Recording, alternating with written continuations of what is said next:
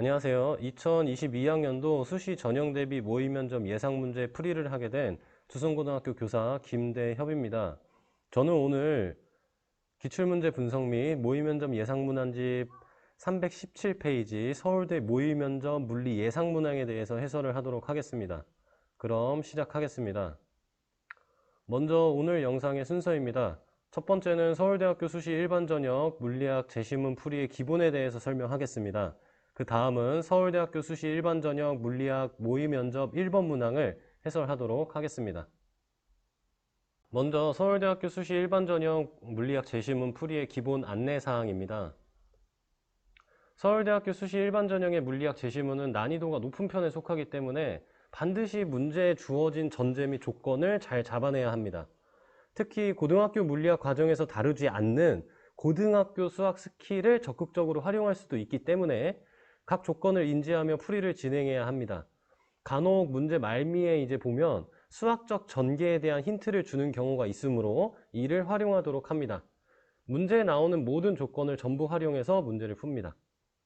그 다음 물리 기본 개념과 법칙을 근거로 현상에 대해 예측하고 어떤 법칙을 활용할지 정성적으로 분석합니다. 이 부분이 가장 중요합니다.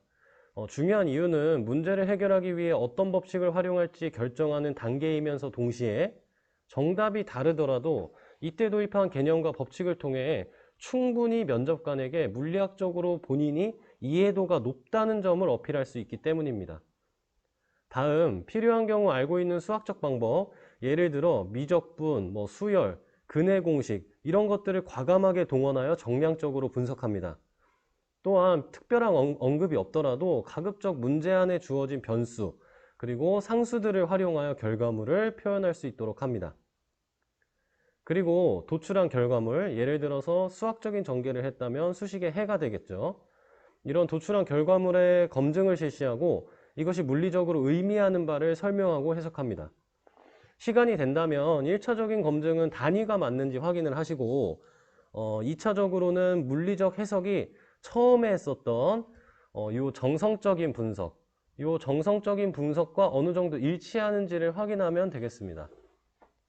일치하지 않더라도 특별히 수학적으로 전개하는 과정에서 본인이 실수가 없었다라고 생각을 한다면 구한 해를 토대로 해서 물리 현상을 해석할 수 있도록 합니다.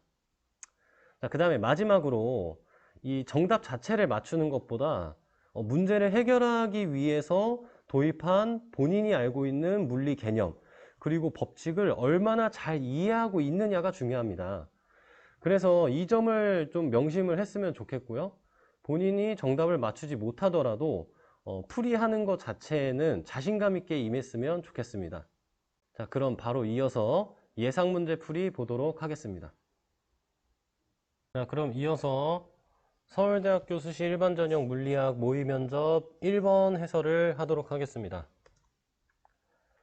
자, 문제는 문항집에 있는 내용을 참고로 해서 살펴봐 주시기 바랍니다. 문제에서 중요한 것들은 일단 이 그림과 그리고 조건이 있습니다. 그래서 이 조건을 토대로 해서 단서가 될 만한 것들을 얘기를 해보자면 먼저 첫 번째 R1의 경우에 조건 1에 의해서 위상이 반대가 되고요. R1은 불전율이 큰 데에서 작은 데로 가기 때문에 위상이 반대가 되고 R2는 조건 1에 의해서 위상의 변화가 없습니다. 그리고 또 R2는 이동하는 동안 조건 2에 의해서 조건 2는 파장이 줄어든다는 얘기인데 물질 A에서 파장이 줄어들 것이다 라는 걸 우리가 유추를 할 수 있습니다. 자, 그럼 1번 문제를 보면 위상이 반대인 위상이 반대라는 거에 대해서 일단 설명을 하고요. 문제에서 위상이 반대인 두 파동이 통과를 했을 때 중앙 5점에서 어떤 무늬를 만들어낼 것이냐를 묻고 있습니다. 자, 그래서 일단 여기에서 뜯어낼 수 있는 단서를 보자면 먼저 위상이 반대라는 개념을 이용하면 문제에 다 나와 있죠.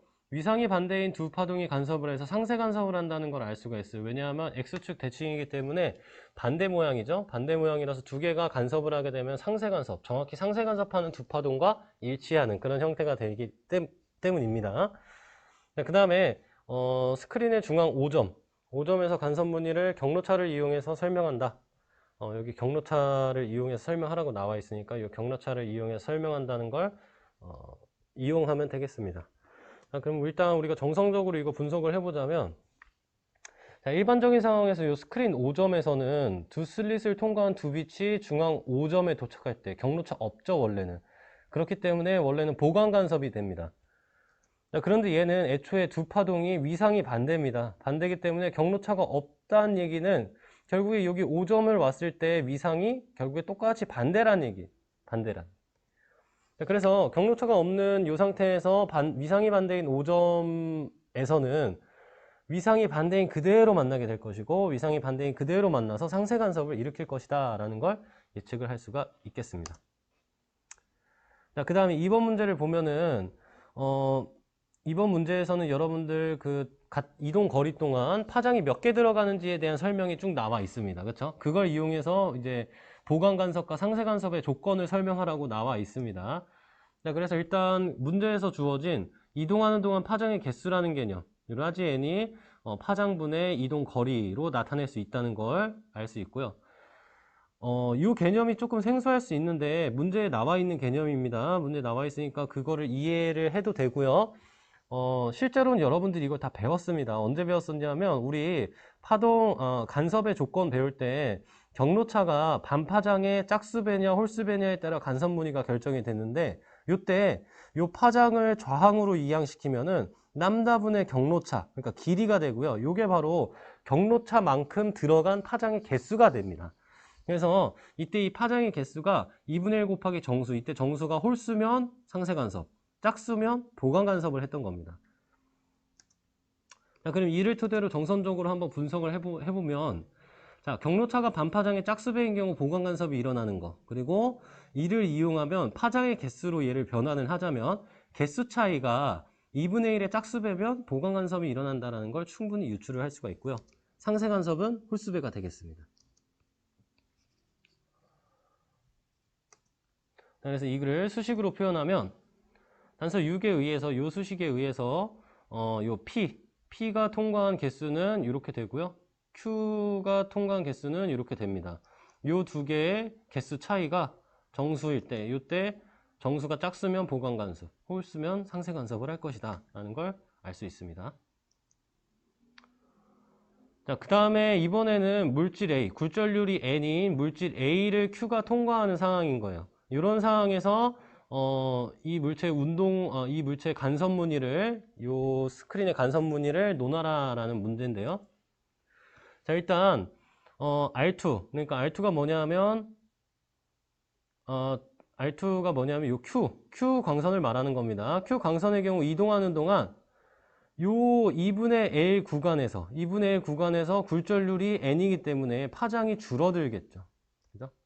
자, 이걸 이용하면 P는 여태까지 산출하던 방식으로 개수를 산출할 수 있는데 Q는 A를 통과하는 동안 물질 A를 통과하는 동안 파장이 줄어들게 되죠.